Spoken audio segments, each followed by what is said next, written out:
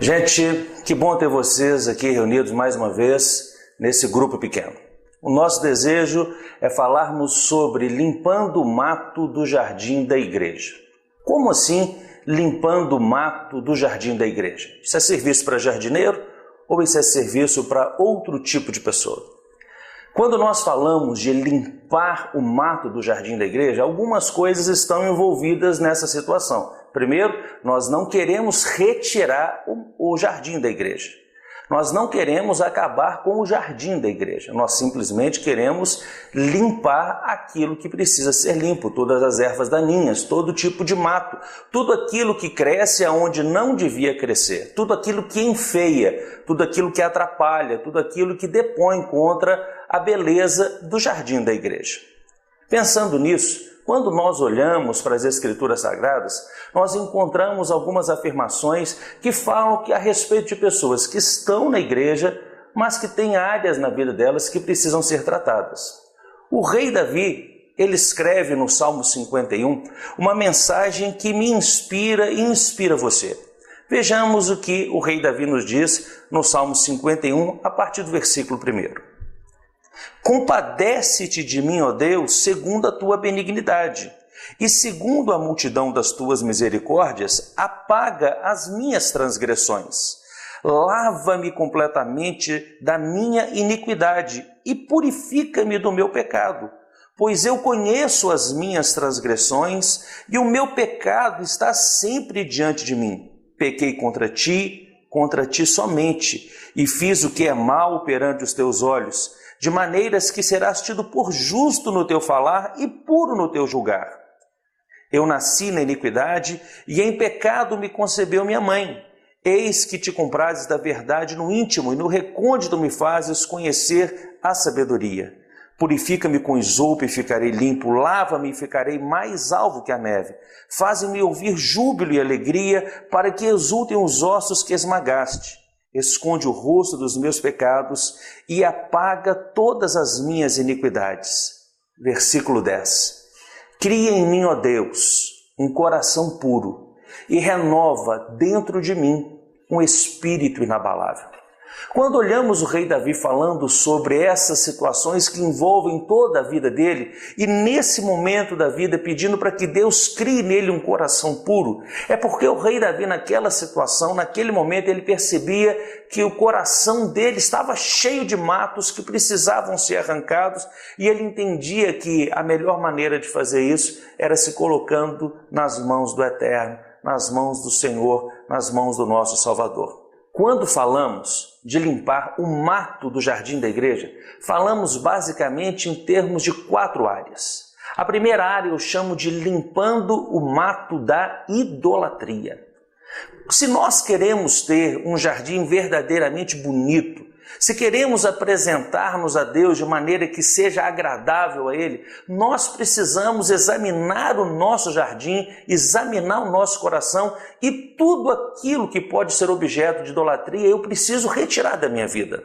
Para que eu possa adorar a Deus com todo o meu ser, com toda a paixão, eu preciso retirar tudo aquilo que me impede de adorá-lo como aquilo que deve ser adorado em primeiro lugar. Quais são essas áreas? O que pode ocupar o lugar de Deus? Se nós não tomarmos cuidado, meu filho pode ocupar o lugar de Deus. O marido, a esposa, o trabalho, o dinheiro, o estudo, as promoções, os títulos, tudo isso pode ocupar o lugar de Deus. E certamente Deus não se agrada disso, porque a Bíblia diz que Deus tem ciúme de nós. Ele deseja receber adoração de forma digna, e todas as vezes que colocamos algo ou alguém no lugar de Deus, nós estamos ofendendo a Deus, e certamente nessa área nós precisamos descobrir se existe algum mato que precisa ser arrancado. Mas quando falamos de limpeza do jardim, não é somente a limpeza que envolve a idolatria. O segundo aspecto que precisamos examinar é a respeito do egoísmo. Nós precisamos limpar o mato do egoísmo. Isso mesmo. O segundo ponto dessa mensagem diz a respeito de limpando o mato do egoísmo. Quando falamos de limparmos o mato do egoísmo, significa que eu preciso trabalhar dentro de mim.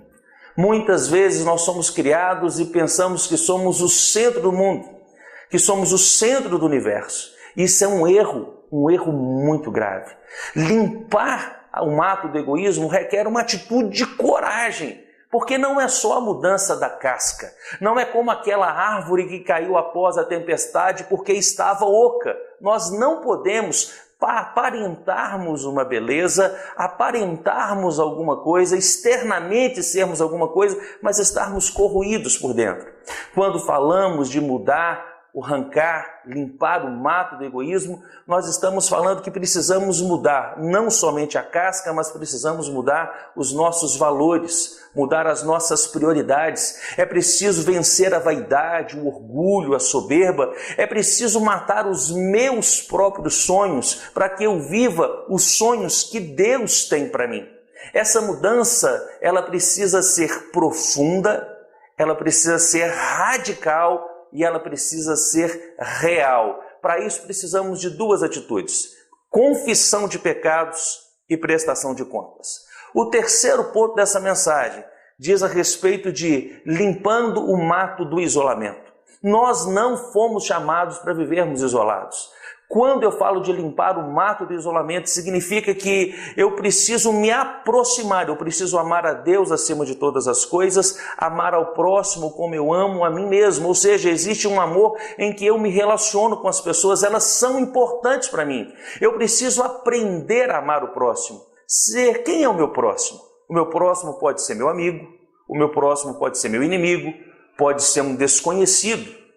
O meu próximo pode ser um crente, um não crente, um ateu, um agnóstico, um místico. Quando eu falo de matar o mato do isolamento, significa que eu preciso ter em relação ao próximo uma relação de amor.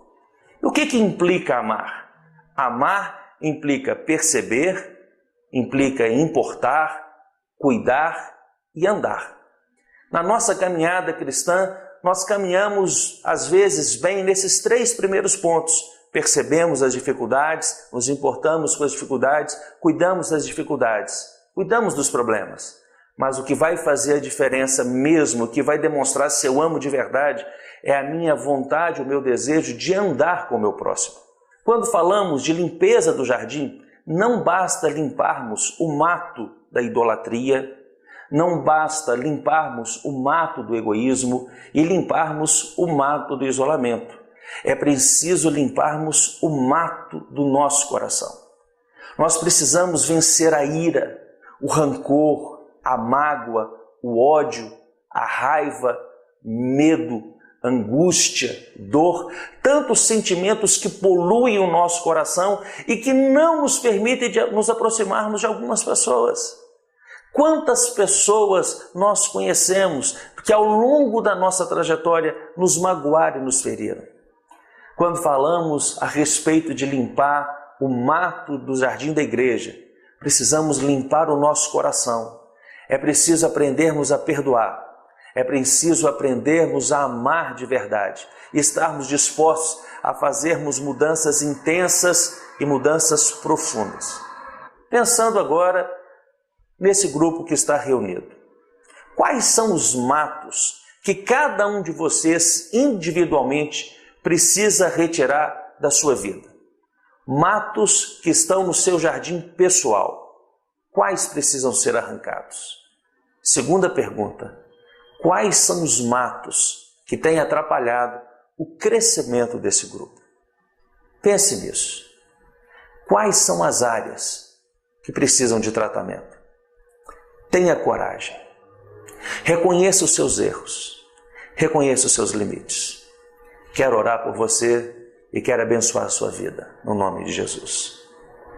Senhor Jesus, eu quero nesse instante declarar o meu amor ao Senhor. E quero pedir, Deus, que a partir de mim, o Senhor me ajude a arrancar de dentro de mim tudo aquilo que me impede de servir ao Senhor da maneira que o Senhor deseja ser adorado. Retira de mim toda idolatria, todo egoísmo, retira de mim todo isolamento e retira de mim, Deus, tudo aquilo que está dentro do meu coração que me impede de amar o meu próximo como o Senhor deseja que eu o ame. Que possamos ser mais santos, que possamos ser mais puros. Cria em nós, Deus, um coração puro e renova dentro de cada um de nós um espírito inabalável. Jesus te abençoe.